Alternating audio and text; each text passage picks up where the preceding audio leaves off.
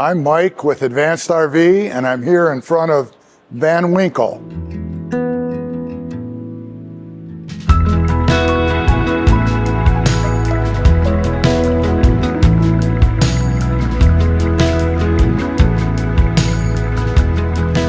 Pretty evident that Van Winkle is a Ford Transit. Van Winkle is the second Ford that we have created a custom motorhome out of. So this has been a fun build. We'll talk a little bit to the craftspeople that put this together, where there were a few things that we had to adjust. We made assumptions that, for instance, that the sidewalls went straight back. They don't. They actually go out a little bit. So little things like that, dimensionally and design-wise, are changes in the Ford, but we've developed around those, and I think we're in a great position to build the next custom Transit. Van Winkle was built for a client by the name of Frank. Frank is just a fun guy and a great guy to work with, and as with most of our clients, actually all of our clients, they come up with a concept, they design everything from the size of drawers and stuff. My name is Frank. I am the owner of Van Winkle. Having the height, me being 5'7", I have no issue walking underneath that bed. That aspect of it was fantastic. Custom has a different meaning for us than it seems to have in the general RV business. Almost so many of the websites say we do custom. Well, custom might mean you can have one of 4 colors, or you can have this or that. The world has no limits for how we approach the client's vision and needs. And so if they want a special coffee maker, we build in a special coffee maker. If they want a special microwave or a different refrigerator, they're the boss. And some are more bossy than others. So we all have our different approaches. And so there are folks that come in and say, this is what I want. And we very early sense that they really don't care about input. They've been thinking about this for years, and we design it, detail it in the way that they want it, and build it. And even those clients are blown away when they see the quality and the little things that we have changed or improved from their actual concept. Well, Frank, every time he came in here and saw this, his eyes got big and said, wow, you guys went way above and beyond what I even imagined. I came across an ARV video of the owner, Mike, talking about a failure. So there was a build that he learned from, and he put it out there. It was interesting to see the humility and vulnerability of someone. We're here to talk about a big screw up. So I was like, this is someone I would do business with. I like that truthfulness and that honesty right out there. And so these are the conversations that make it so wonderful for us and the rest of the craft and staff to build awesome vans like Van Winkle. We'll talk to some of the rest of the guys that built this. I'm Adam, and I work in the cabinet shop here at Advanced RV. This is Van Winkle. It's our first full Ford Transit build. Well, this van has a number of firsts, and it's been a great big challenge, but boy, we just think it turned out great. Well, the shower, and I can point out the sliding door. We've only done this a couple times. It's a huge space saver. This sofa actually extends out to create more of a chase lounge in this area, and it's actually quite comfortable. Nice big full wardrobe cabinet with a range of adjustable shelves. The sink. This has a product on it.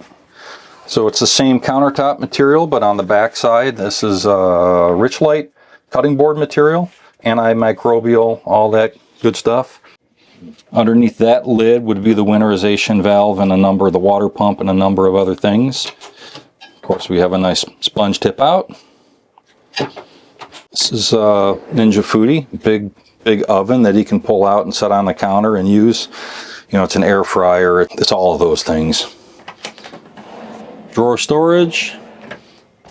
Down below provides a little bit more access. Back up in there is another cover concealing the water pump and some other mechanical things. refrigerator freezer. And there's another bench here with the multi-position lagoon table. There's a subwoofer underneath it. And then underneath this cushion is more storage space and even more mechanical stuff kind of tucked in the inner body underneath it. Nice pull-out pantry here. A little bit more storage, adjustable shelves. So it's our pass-through cabinet.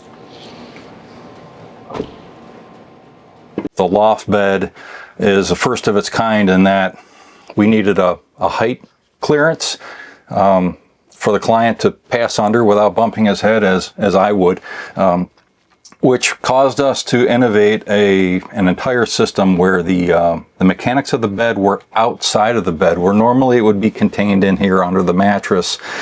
All the motors and the pulleys and the belts and everything are outside of the bed and actually tucked into the inner body in the Transit.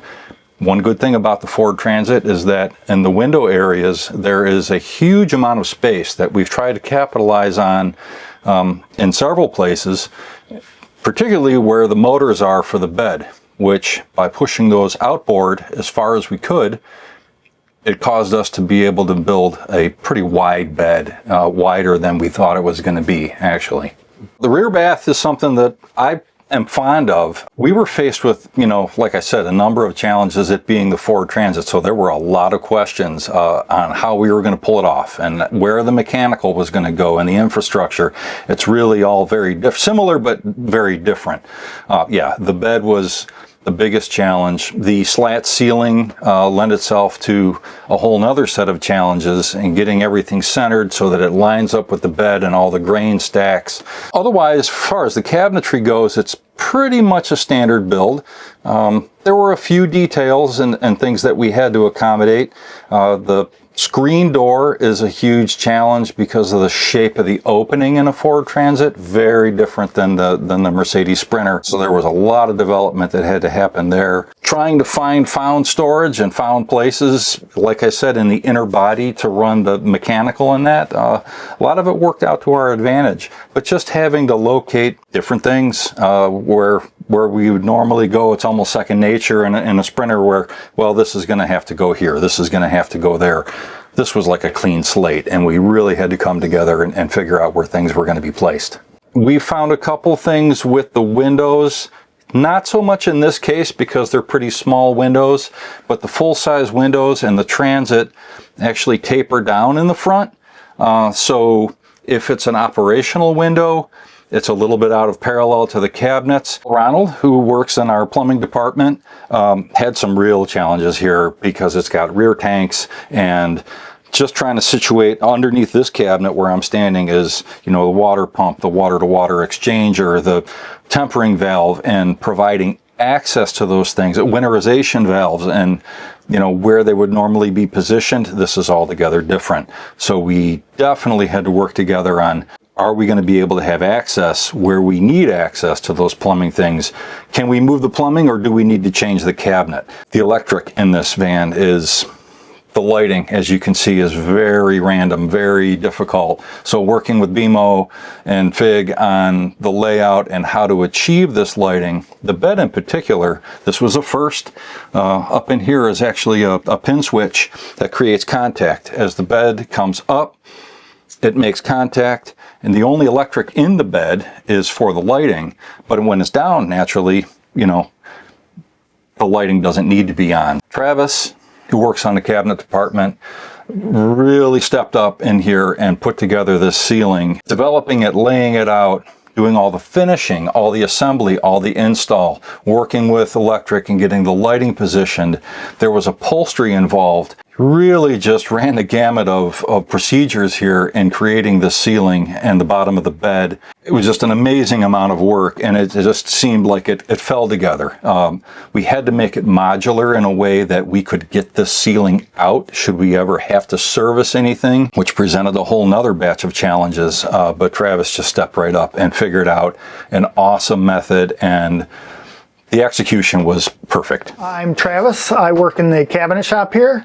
So in this van, As you can see, a lot more woodwork than we normally would have in a van. We have our typical soft edge that runs around, lights things up very interestingly. But in this van, we have a full wood ceiling. This is all hardwood, white oak hardwood with a matte finish on it, with a matte catalyzed conversion varnish. Our van owner came to us with a little sample piece that he had found, some inspiration. In his sample, the wood was a lot narrower, but he gave us a little bit of leeway to see how to make our laying out of the ceiling a lot easier. So we went with a wider board. It made the layout a lot easier because, as you can see, all our lines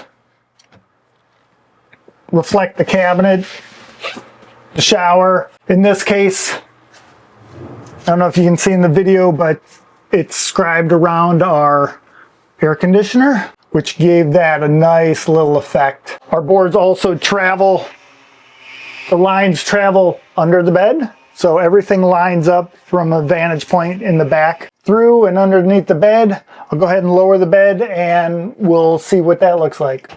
So as I lower the bed, you can see, we'll do it halfway here, all our lines travel through. We're going to lower the bed and now we can see our hatch and our fan. Obviously you can't see the fan because it's trimmed out with wood, but I'll climb up there and we'll look at that too.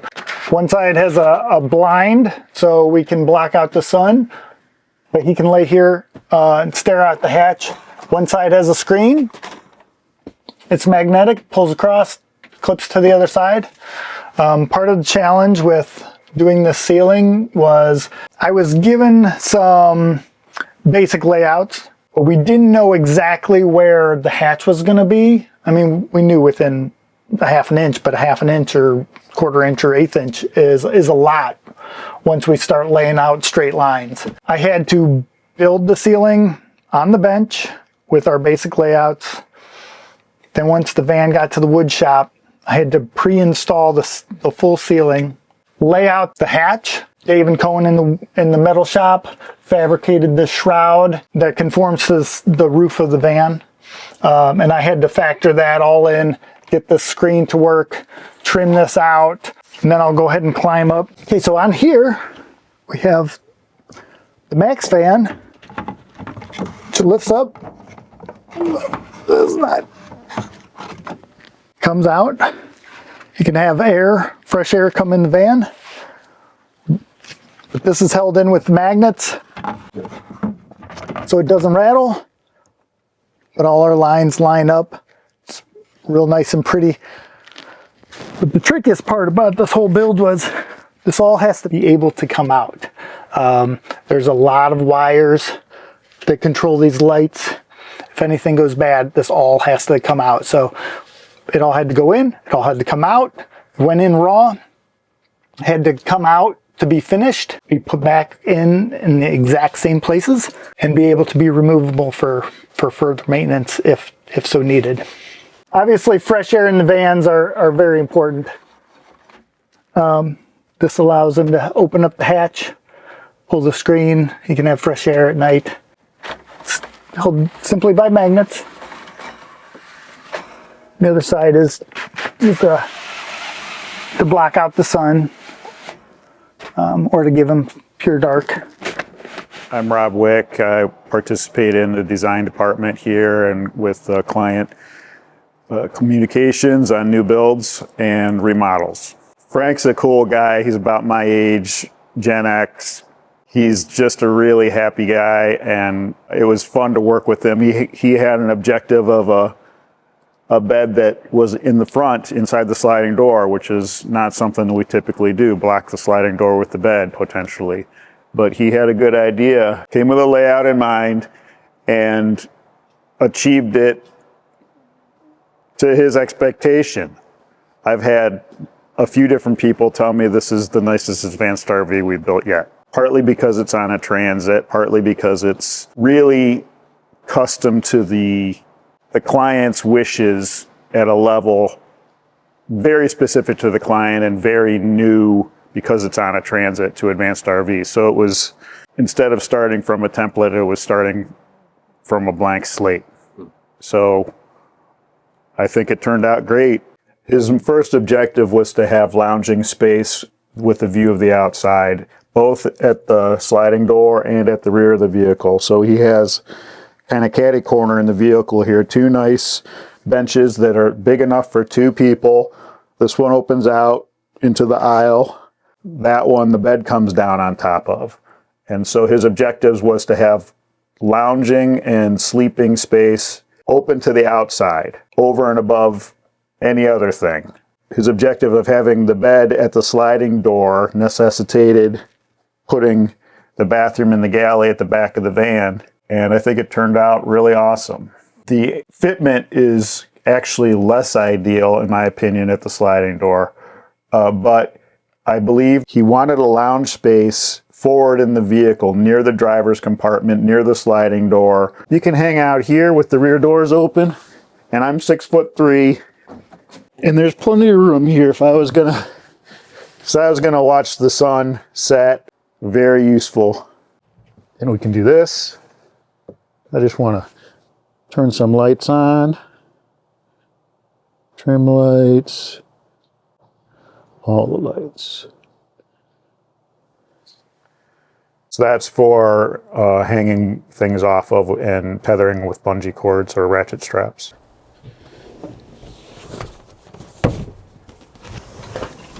I'm Benjamin Aldori. I'm head of the finishing department here at Advanced RV, among other things. And this is what we do. Our job, is to make it look like a home and not a machine, which it most certainly is. In a nutshell, that's what we do. We cover up in a pleasant manner all the critical infrastructure that is not so aesthetically pleasing on its own. And we blend in as much as possible our angular things with the round contours of the van. And that's probably one of the biggest challenges of our department's work. Well, this one in particular, this is the first one that we've done with and still use the available contour covering, louver, like covers up here, like that curve in the front there has to be adapted to. In the previous version, we actually nixed that and cut it square up here, ran the screen door all the way over here. That was a little cumbersome and not nearly as pleasant as the result we have here. So instead of adapting to this curve, we built this out this direction to make our square opening, our rectangular opening rather. And this gives us some nice opportunities to do some cool windows here and make some neat geometric shapes or give them some more ventilation. So this section we had to build, cumbersome and an additional step to the process, is actually a grand opportunity to do something cool. And you can do anything you want here. You could put any kind of shape you want, any kind of marquetry. You could use a laser cutter and put like a little, hummingbird eating out of a flower pattern through it, or make this out of aluminum, or even make the windows open. There's just having to do this just added so much opportunity and so much possibility to do some cool stuff on the outside of our van. And what we did here, we used our galley screen to make it as symmetrical as the geometry allows, and I think it turned out really nice. And our cabinet guys, I just said we need to fill this in, do some cool windows or something, and you just cut them loose, and this is what they come up with. And it was really nice. It's fitted. The screens are nice and taut. They use this cool accent on the inside here. They made some neat geometric shapes, and it's very strong. We reinforced the heck out of this. We had a piece of metal going all the way from the top to bottom, keyed into the floor on the top. So while initially we were concerned that this would not be very strong, but we were able to embed a very, very heavy duty piece of aluminum all the way up and down this edge here. And this, you were pulling the roof off the van before you pull this out of the opening there. And we have a strap here, and this one's nice because you can actually do it from either side. So this one, I like that. That's that. It's a very nice screen door. I like it. It's moved via a counterweight inside the mechanism here. It's pulley, so it's adjustable. If it's crooked, you can tweak it and you can make it go even again there. I like these doors a lot. It's a good advantage to be able to use them. And they latch and they open freely, and they're easy to move. They don't bind up. They're on rollers, so there's no friction involved. They last a long time. I just was in a van that was 12 years old, and the same screen door is fine. It's like new. You can't tell the difference. There's a no-see-em screen there. They are fragile, but we use them in all our vans, and they seldom need replaced, in spite of how sheer they may seem. But the only thing that gives you this minimal opacity with the, you know, even the smallest bugs are not getting through that. Even I don't think even a flea would get through there. Of course, I'd like to point out that the client is not quite as lengthy as I am, so he would be comfortable standing up under here, and it looks like I'm hunched over. I am. But so we'll start at the front of the cab. Redid the seats. That was an upholstery job. These are the seat hooks that actually we designed, and we manufacture these, and they fit the Mercedes, and luckily they fit the Ford Transits as well too. This is the bulkhead or privacy curtain, and it slides from side to side like so.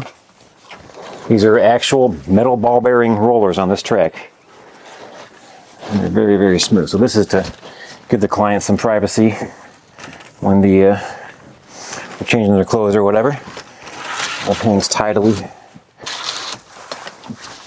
So that's the kind of thing we help lay out and install and put in. The shelf, we put one of these in the last Transit we did, and then we couldn't get another one. We buy them from one of those RV suppliers, and they stopped making theirs because it was difficult to install. Clients didn't like it. People were sending them back, so they just took it off the market. If we're going to redesign it sometime in the future, you guys don't have a shelf. So we made our own. And I got to say, comparing it to a store-bought one that we have in another van, we have no gap at all, not even any light. It's way more solid. The other one, you hit that, the thing bounces for a couple of days. This one we have mounted in 6 places, and to the actual metal, into the headliner. So this is a very, very sturdy, not bouncy, not flimsy shelf, and we're pretty happy with it. People, yeah, whenever we get a van and then they have one of these, it's always full of stuff. They use that a lot, so that was a good thing. Another thing that finishing does is we dress out the window openings, and we create these panels to cover everything, and we have to make sure that we return to the window panel and fill in the space so we don't have any draftiness in here. We insulate behind everything. We install these shelves and install the final electrical connections for these things. The table, this is a lagoon table. They're a popular item. They're actually originated in sailboats. But this table, these 2 pieces come apart, they slide off this mount, goes into a bag, and everything gets stored away wherever they want, and they can put the table either here, here's another mount for it there, and another mount for it on the outside. So this table works in 3 different locations, and you can sit down here and adjust the height, adjust the tilt, all kinds of different ways you can use this thing. Like I said, they're a very popular item. It's very handy for especially this kind of a setup. And we do some of the lighting, like that only works when the door's open. We have room for everything. The clients will often give us an exact specification for the shelf size or height, or just tell us what they want to store there. And I think these 2 were actually very specifically requested by size and location.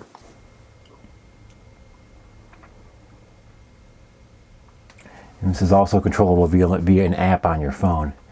There are over 140 different preset patterns these lights will blink in and will go, and they are individually controlled. Each strip has its own processor controlled by a master controller, and they can be made to do just some of the craziest things with the individual bulb, something that your normal RGBs just do not do. These are really cool.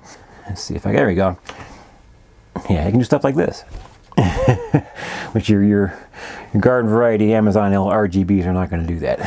Just a laminate, but it's a bathroom rated one, and it's, as far as the structure is not much different than what we usually do. But having this pattern on the wall and these kind of fixtures is definitely a departure. And this shower this big, this is tremendous. Yeah, this is one of the best features of this van, is this nice big shower with that big of a fixture. That's unusual to see in our vans. I mean, I can actually stand up in here. And he's got his door. Yeah, we remember Ricky painted this thing and everything.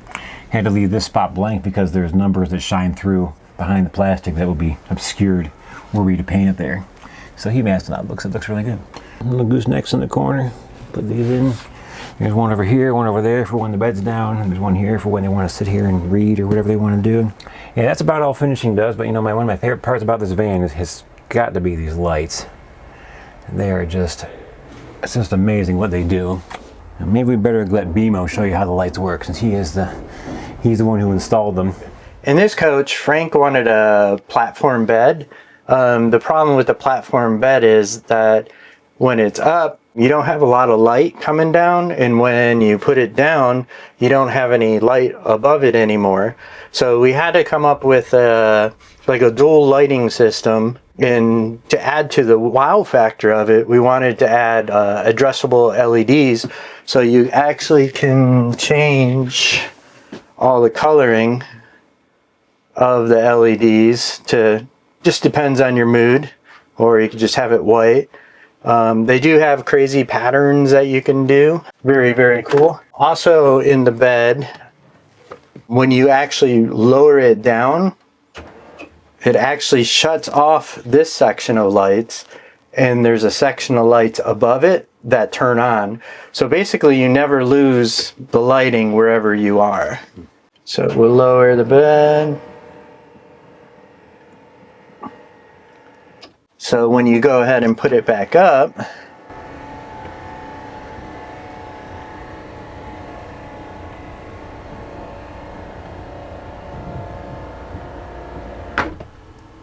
your lights will automatically come back on. With the Ford, it's a totally different system. So over the last 13 years, we figured out the Mercedes platform for the auto start, auto gens, high idle, the charging. With the Ford, it was all brand new. So we had to reach out, develop, figure out how do we auto gen this to work through the Silverleaf, and then when it starts, how do we get that high idle to come up so you can faster charge and stuff like that. Yeah, we figured it all out. It wasn't too complicated, but it works out perfectly. This is actually our first Ford with the 48 volt battery that we make in-house. So he has 16.2 kilowatts, 48 volts, a 4,000 watt inverter. Being 48 volt, we still use a lot of 12 volt. So we had to add an extra converter in there. So we have about 1,500 watts of 12 volt that we can use. And that runs like the S-bar, all the LEDs, all your USB outlets that we have in here, water pump, basic system things. Mainly the 48 volt advantage is, you know, we're converting to the 120 for home, and you get 4,000 watts, and that's a lot in a coach. Inverter, actually, in this little cabinet back here underneath this bench seat, we figured out how to get all the components into here, the inverter, the charge controllers, the surge guards, all in here. But the cool thing is you really never have to go in here and access any of that. It's all controlled with the Silverleaf panel. So you can turn on and off your, you know, your water pump, your heaters, your air conditioner, your everything. Yeah. It's all one screen. Yeah, it's really cool. A great use of space.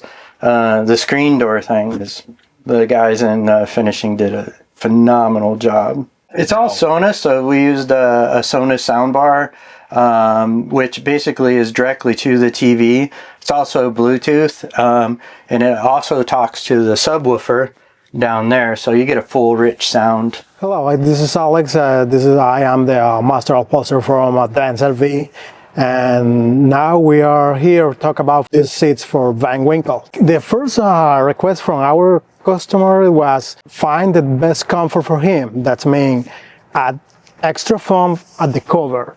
We use a 1/4 inch foam around. We make the new design in the front seats and the back too. We cover the side plastic too. The original Ford Transit is black plastic. We reupholster to those pieces too. The best challenge on this cover seat was the airbag, because we can do everything here, but this is the most part delicate in this process. Keeping the original statements and regulation for the airbags. That's we did here. This is an ultra leather, nice design for the customer. He loved the seats. We had rear pockets, but the original Ford Transit, they hasn't the pockets and behind here. and we add those pockets. He loved those because you have more space for put some stuff behind. The Mercedes is more technology, more electronic pieces, and the Ford Transit, it's a different assemblement. Just cover, headrest, seat, side pieces on plastic, a lot of curves. It was a new challenge for us. Fortunately, we did a beautiful job, and I like it. That was an amazing job for our client. After having most of my experience in the 2013 to 2018 Sprinter on road trips, my impression of the Transit was very favorable in drivability as far as feeling car-like, maneuverable, and having enough pep to keep up and merge on the freeway with confidence. Things that I wasn't as crazy about was the turning radius didn't seem as good as I expected it to be for the short wheelbase. The Transit is a differently versatile space as far as putting places in infrastructure, and the window holes, the window recesses in the Transit offer really impressive bonus storage, hidden storage possibilities. The overall cost of the chassis and the build altogether is probably a measurable percentage. It is less money. Couple that with being able to put regular 87 octane gas in at any gas station. There's a convenience and confidence just being out on the road that exists, I think, because of the nature of the chassis. We used to have Fords in our fleet, and we used to have Mercedes also. We had just a location service issue with the Mercedes. My thought process was, hey, I could go to anybody with a Ford in any small town, in any big town, and have service if I needed it. That was my deciding factor. That one thing with the Ford outweighed anything with the Mercedes. The biggest challenge that was put in front of the cabinet shop was getting this bed both functionally and aesthetically as beautiful as it turned out. Adam spent a bunch of time figuring out how to get motors hidden in body cavities that exist in a Transit but don't exist in a Sprinter. So we're thinking about it from a different perspective, and it turned out excellent. So I'd like to share a couple things about Ford and contrast the Ford with the Sprinter. We've done a few videos on the differences between the Ford and the Transit, how it drives, the seating position, how comfortable it is getting into the back. I'd like to talk about a couple other things. First of all, our experience now doing two Transits indicates that because of differences in design and chassis price, we should be able to build an equivalent Transit Class B motorhome for roughly 10% less cost to the client than the Sprinter would cost. Since we started 14 years ago, we've been very conscious of the certification processes that make it easy to get our motorhomes insured, to get a mortgage around them or get a loan around them. And these include our RVIA, and we've been a member since the beginning. They come, do inspections while we're building, require certifications. Battery certification is an example. We have a UL approved battery system that we developed in-house. So we're conscious of that, and we are responsible to the criteria necessary for us to maintain certification. So one thing that the Ford provides that is a little more efficient than the Sprinter is that the Ford doesn't have as many restrictions on add-ons and changes as the Mercedes Sprinter does. Both our Ford builds and our Sprinter builds are RVIA certified. They have a sticker on the door. The Sprinters are certified by our expert upfitter compliance. I hope you've enjoyed meeting some of the staff that built Van Winkle and hearing about Frank, who's designed Van Winkle. This has been a really fun process, as they all are. Thanks for listening, and happy travels. Start of the exploration and all the adventures.